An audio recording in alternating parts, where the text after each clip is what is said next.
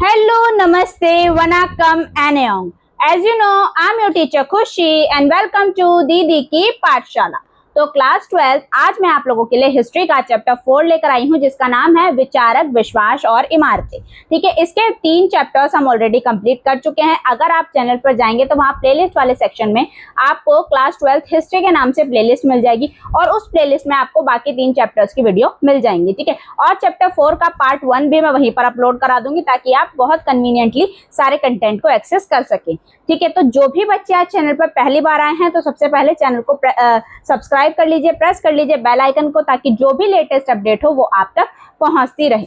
ठीक है, तो आज मैं आप लोगों को विचारक, विश्वास और इमारतें चैप्टर का पार्ट 1 कराऊंगी। जितने भी पार्ट्स में आपका चैप्टर कंप्लीट होगा जल्दी से उसको कंप्लीट करा के फिर हम बाकी सारे सब्जेक्ट्स को भी देखेंगे। ठीक है, तो अगर मैं आपको बता दूं कि क्लास 11th एंड 12th के लिए हिस्ट्री एंड पॉलिटिकल साइंस का कंटेंट आपको मेरे चैनल पर मिल जाता है और क्लास 8 to 10th के लिए आपको सोशल साइंस का कंटेंट मेरे चैनल पर मिल जाता है। ठीक है, तो अभी आपके जो फ्रेंड्स दीदी की पाठशाला के बारे में नहीं जानते हैं उनके साथ भी वीडियो को शेयर करना, वीडियो को पूरा देखना, वीडियो को कंटेंट पसंद आए तो वीडियो को लाइक करते हुए जाना। ठीक है, तो अभी शुरू करते हैं।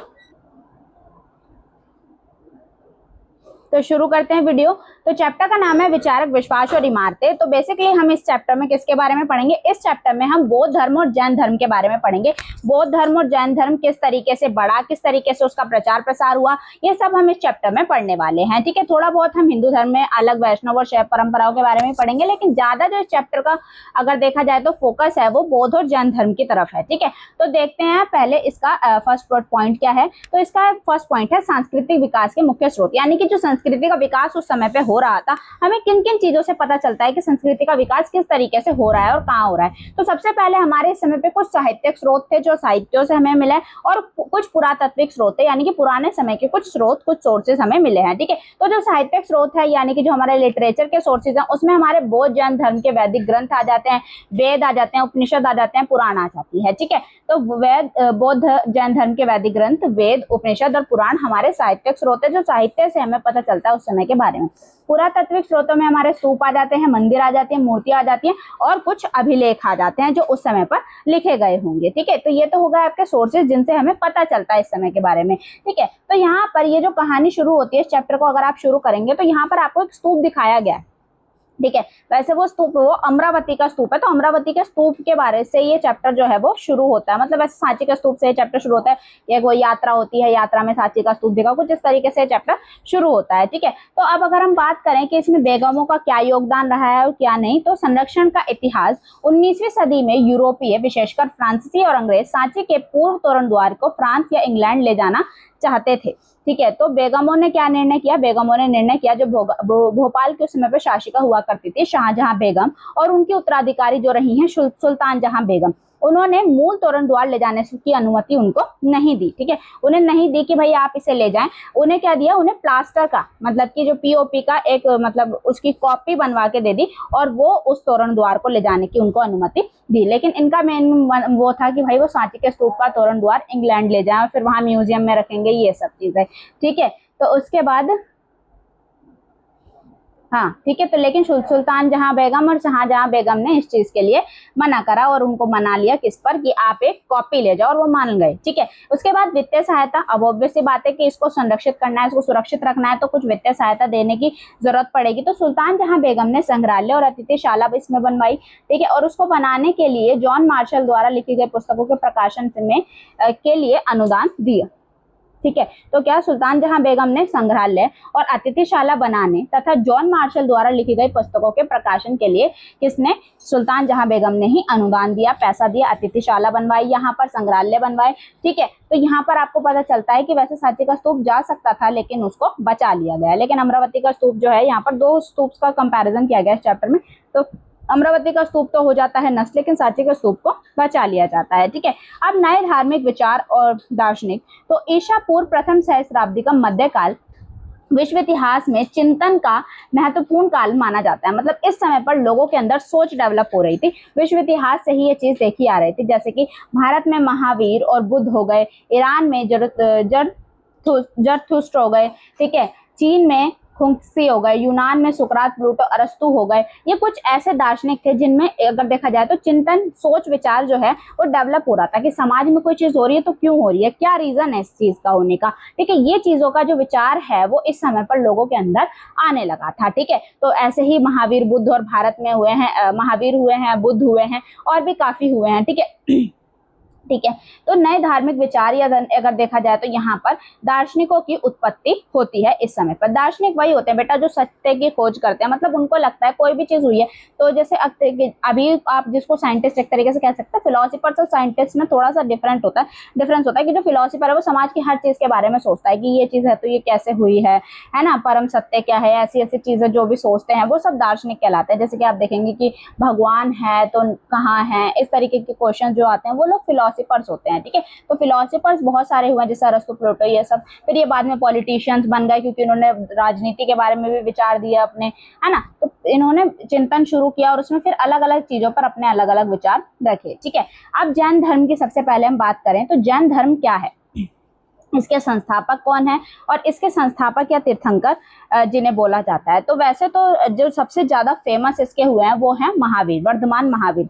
लेकिन वर्धमान महावीर इसके संस्थापक नहीं थे, ये इसके 24वें तीर्थंकर थे। मतलब इसके जो भी हेड हुआ करते थे उनको तीर्थंकर कहा जाता था। ठीक है, तो इसके जैन परंपरा में 24 तीर्थंकर हुए हैं, यानी कि अगर देखा जाए तो वर्धमान महावीर इसके आखिरी तीर्थंकर थे। ठीक है, और प्रथम कौन थे, ऋषभदेव। ठीक है, ऋषभदेव पहले तीर्थंकर थे और 24वें जो थे वो आपके वर्धमान महावीर थे। ठीक है, तो टोटल कितने हुए, 24, 24 पहले कौन थे, ऋषभदेव, 24वें कौन थे, वर्धमान महावीर थे। ठीक है, इसके बाद बात करें मुख्य सिद्धांत का, तो मुख्य क्या क्या सिद्धांत इन्होंने अपने धर्म में या जैन धर्म में दिए हैं। तो सबसे पहली चीज, चाहे वो बौद्ध धर्म हो चाहे वो जैन धर्म हो, दोनों ही हिंसा को मना करते हैं, यानी कि अहिंसा को बढ़ावा देते हैं।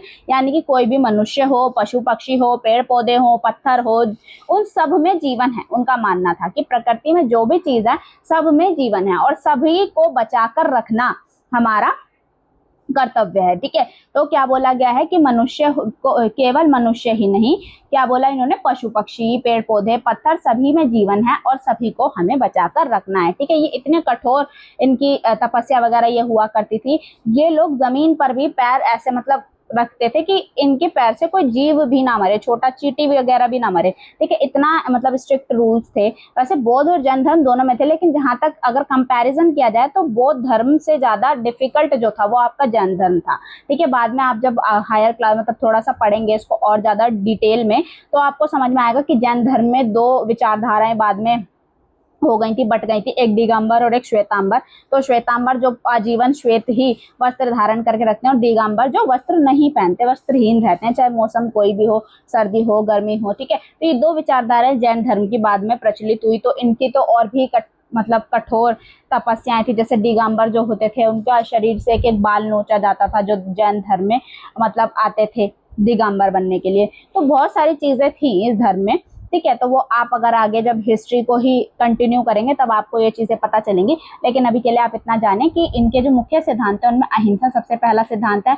उसके बाद कर्म सिद्धांत में इन्होंने क्या बोला है, जन्म, मनुष्य का जन्म पुनर्जन्म और उसके कर्मों द्वारा निर्धारित है। यानी कि पुनर्जन्म पर विश्वास रखते थे कि आपको इस जन्म में जो भी मिल रहा है, ठीक है, वो आपके जन्म पुनर्जन्म के जो भी कर्मों का फल है एक तरीके से। ठीक है, आपने जो पिछले जन्म में कर्म किए हैं उससे निर्धारित हो जाता है आपका जन्म। ठीक है, मुक्ति की बात इन्होंने क्या कही है, कर्म चक्र से मुक्ति के लिए त्याग और तपस्या आवश्यक है। इन्होंने कहा है कि अगर आप कर्म चक्र से मुक्ति चाहते हैं तो आपको त्याग करना पड़ेगा, तपस्या करनी पड़ेगी और तपस्या भी कठोर तपस्या करनी पड़ेगी, तब जाकर आपको क्या मिलेगी, मुक्ति मिलेगी। मुक्ति मतलब एक जो डिवाइन पावर है, परमात्मा जो है उसकी प्राप्ति आपको होगी। ठीक है, इसके बाद बौद्ध धर्म की अगर हम बात करें, बौद्ध धर्म क्या है, तो बौद्ध धर्म के संस्थापक जो हैं वो थे आपके सिद्धार्थ या गौतम बुद्ध। ठीक है, सिद्धार्थ या गौतम बुद्ध जो थे वो आपके बौद्ध धर्म के संस्थापक माने जाते हैं। ठीक है, वैसे इनका बचपन का नाम सिद्धार्थ था लेकिन बाद में इनका नाम बदल गया गौतम बुद्ध। आपने स्टोरी तो सुनी होगी कि कैसे जो सिद्धार्थ हैं वो गौतम बुद्ध बन गए थे। ठीक है, ये तो आपने बचपन में सुनी भी होगी, नहीं भी सुनी होगी तो मैं बता देती हूँ। मतलब ये राजा थे, शाक्य वंश के मतलब राजा के बेटे थे ये। ठीक है, तो इन्हें हमेशा मतलब समाज से बिल्कुल, इनके पिताजी ने पूरी दुनिया से, पूरे संसार में जो भी दुख था सबसे दूर रखा। ठीक है, लेकिन एक दिन क्या होता है, जब ये थोड़े व्यस्त हो जाते हैं तब उसके बाद इनको ये होता है कि मतलब आज मेरे को मतलब घूमना है, ठीक है। तो ये अपने जो साम्राज्य में घूमने के लिए जाते हैं। तो जब ये घूमने जाते हैं तो इनका जो एक रथ मतलब वाहक को लेके जाते हैं जो रथ चलाता है और रथ पर ये जाते हैं, ठीक है। तो उनको समाज में बहुत सारी चीजें दिखाई देती हैं। मतलब एक जगह ये जाते हैं तो एक इन्हें वृद्ध आदमी दिखाई देता है, एक इनको चोट मतलब एक ऐसी बीमारी दिखाई देती है कि इंसान को जिसका कोई इलाज नहीं है, जिससे सब दूर भाग रहे हैं, ठीक है। ऐसी बहुत सारी चीजें समाज में दिखाई देती है और इन्हें ये पता चलता है कि ये किसी के साथ भी हो सकता है, ठीक है। जब मतलब उन्होंने एक वृद्ध आदमी को देखा था कि ये ऐसा क्यों है, इसको ये जो बीमारी हुई है ये क्या हुई है, क्या ये मुझे भी हो सकती है, क्या ये किसी को भी हो सकती है, इस तरीके के क्वेश्चन ये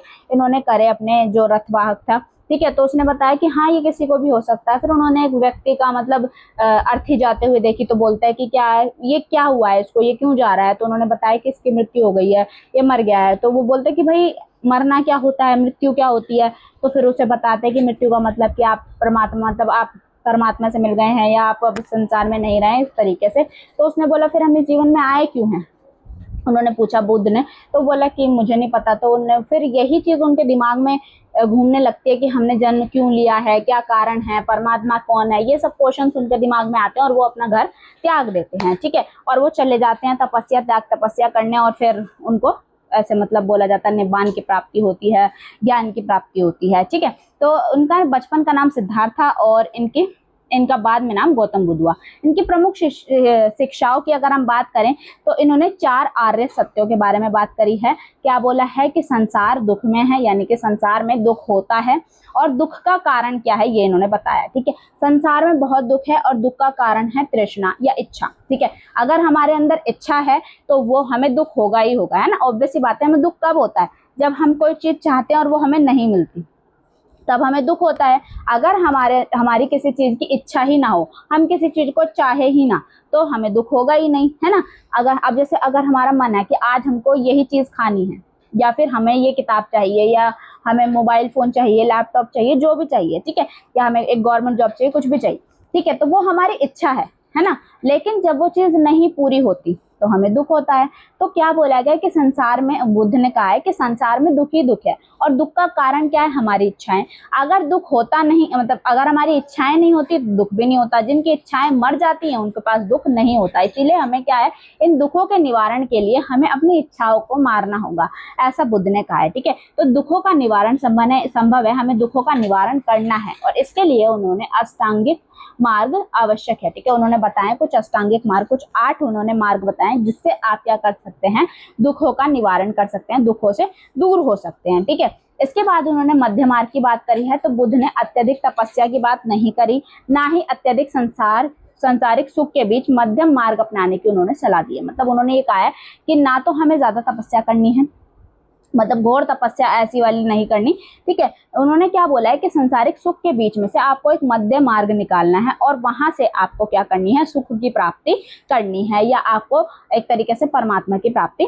करनी है, ठीक है। इन्होंने ग्रह त्याग के बारे में बोला है, भिक्षु भिक्षुणी बनने की बात भी कही है, सब कुछ कहा है, लेकिन बहुत घोर तपस्या करने की बात पर इन्होंने नहीं कहा है, ठीक है। इसके बाद इन्होंने कुछ लोगों की भी कहा है कि जरूरी नहीं है ग्रह त्याग करना, आप घर पर रहकर भी कर सकते हैं, ठीक है। तो क्योंकि अगर हर बंदा ग्रह त्याग कर देगा तो फिर जो भिक्षु भिक्षुणी बने उनको वो मतलब उनको भिक्षा कौन देगा, ठीक है। तो संघ की स्थापना के बारे में इन्होंने बोला कि बुद्ध ने के अनुयायियों के लिए संघ की रचना की गई और बौद्ध भिक्षुणियों में पहली महिला बुद्ध की उपमाता महाप्रजापति गौतमी थी, ठीक है। पहले इन्होंने क्या करा, पहले इन्होंने सिर्फ पुरुषों को, जाति धर्म का तो कोई बंधन नहीं था, आप किसी भी जाति धर्म से बिलोंग करते हो आप बौद्ध धर्म अपना सकते थे, लेकिन ठीक है, बौद्ध धर्म आप अपना सकते थे, लेकिन इन्होंने पहले संघ में अगर देखा जाए तो महिलाओं को प्रवेश की बात नहीं कही थी, ठीक है। महिलाओं को प्रवेश इन्होंने बंद करा था, यह बोला था कि महिलाएं वर्जित है। लेकिन बाद में इनके एक शिष्य हुए हैं, उनका नाम शायद आनंद करके समथिंग उनका नाम था, मैं नाम भूल गई हूँ, ठीक है, उनका नाम रहा है, ठीक है। तो उन्होंने क्या किया, उनके कहने पर इन्होंने महिलाओं को भी क्या दिया, संघ में स्थान दिया। और जो सबसे पहली भिक्षुणी थी, ठीक है, जो बनी इनकी अनुयायी, सबसे पहली महिला अनुयायी, उनका नाम था महाप्रजापति गौतमी, जो इनकी सौतेली माता भी थी, इनकी उपमाता भी थी, ठीक है। तो इनकी 2 माता हुई हैं। तो महाप्रजापति गौतमी वो इंसान थी जो पहली क्या बनी थी, महिला भिक्षुणी बनी थी, ठीक है। इसके अलावा भी इनके काफी किस्से और कहानियां आती है, जैसे कि जिससे ये प्रचलित हुए, जैसे एक किस्सा गौतमी की कहानी है जिसमें क्या था कि एक जो माँ थी वो अपने बच्चे को लेकर मतलब सब बताते हैं, उसके बच्चे की मृत्यु हो जाती है। तो जो बुद्ध भगवान को चमत्कारी, इनको भगवान माना जाने लगा था महात्मा बुद्ध जी को, ठीक है। और बहुत चमत्कारिक शक्तियां बताई जाती थी, ऐसा बोलते थे लोग कि जो जाता है उसके सारे दुखों का निवारण हो जाता है। तो वो जो स्त्री थी उसका बच्चा मर गया था, तो वो जाती है बुद्ध के पास कि भाई ऐसे ऐसे मेरे बच्चे की तो डेथ हो गई, मेरा बच्चा नहीं रहा है ना, आप बहुत बड़े ज्ञानी हैं, मुझे पता है कि आप सबकी बात मान लेते हैं, तो इस मेरे बच्चे को जिंदा कर दीजिए, ठीक है, इसको जीवित कर दीजिए। तो बुद्ध ने बोला कि ठीक है, मैं आपका बच्चे को जीवित कर दूंगा, लेकिन आप एक शर्त है मेरी, ठीक है। आपको क्या करना है, आपको एक ऐसे घर से सरसों मांग के लेकर आनी है, ठीक है, जिसके घर में किसी की भी डेथ ना हुई हो, ठीक है। उसको लगा ये तो बहुत ईजी काम है ना, कोई ना कोई घर ऐसा मिल ही जाएगा जिसमें किसी की मृत्यु ना हुई हो। तो वो जाती है और जाकर वो सबके घर जाती है और सबके घर जाके पूछती है, तो ऐसा उसे एक भी घर, एक सिंगल घर नहीं मिलता जिसमें किसी भी एक इंसान की मृत्यु ना हुई हो, किसी के दादा की, किसी के चाचा की, किसी ना किसी की, मतलब हर घर में मृत्यु हुई थी, ठीक है। तो उसको ये बात सुनकर बड़ा मतलब अचंभा होता है कि एक घर नहीं ढूंढ पाई मैं ऐसा जिसमें से मैं सरसों ले सकूं और जिसमें किसी की मृत्यु ना हुई हो। तो वो वापस जाती है महात्मा बुद्ध के पास, तो वो बोलते हैं लाओ सरसों दो, मैं आपके बच्चे को जीवित करूं। तो वो बोलते हैं कि मेरे को ऐसा कोई घर ही नहीं मिला जिसमें किसी की मृत्यु ना हुई हो। यानी कि बेसिकली उसको बुद्ध जी जो क्या समझाना चाहते थे, महात्मा बुद्ध उसको ये समझाना चाहते थे कि ऐसा मतलब अगर आपने जीवन लिया है तो आपकी मृत्यु जो है वो पहले से डिसाइडेड है, ये होना निश्चित है, तो आप इसको टाल नहीं सकते। और आपने ऐसा कोई नहीं है जिसका जन्म हुआ है उसकी मृत्यु ना हुई हो, ठीक है। उन्होंने ये बात उसको समझाई तो उसको समझ में आया कि भाई हाँ ये बात ठीक है, मतलब मृत्यु संभव मतलब निश्चित है तो होनी ही है। तो वो मान जाती है और मतलब गौतम बुद्ध की बात से अग्री होके वो भी क्या बन जाती है, इनकी अनुयायी बन जाती है, ठीक है। इस तरीके से बहुत सारी चमत्कारिक कहानियां इनकी हैं, ठीक है, जिसमें से आपकी ये वाली जो स्टोरी है वो आपकी बुक में दी गई है, एनसीईआरटी की बुक में, ठीक है। तो अब बौद्ध धर्म में दार्शनिक आधार और संघ ये हम नेक्स्ट क्लास में पढ़ेंगे। अभी के लिए पार्ट 1 को यहीं तक रखते हैं, पार्ट 2 आप लोगों के लिए मैं बहुत जल्द कल लेकर आ जाऊंगी, ठीक है। तो कुछ बच्चों को क्लास 11th के लिए डाउट आ रहा है, तो 11th क्लास के लिए भी मैं वीडियोस लेकर आऊंगी, कंटिन्यूसली वीडियो लाऊंगी और मैं कोशिश करूंगी कि एक दिन में 2 वीडियोस आपके लिए आ जाए, ठीक है। तो अभी के लिए थैंक यू, मिलते हैं नेक्स्ट वीडियो में।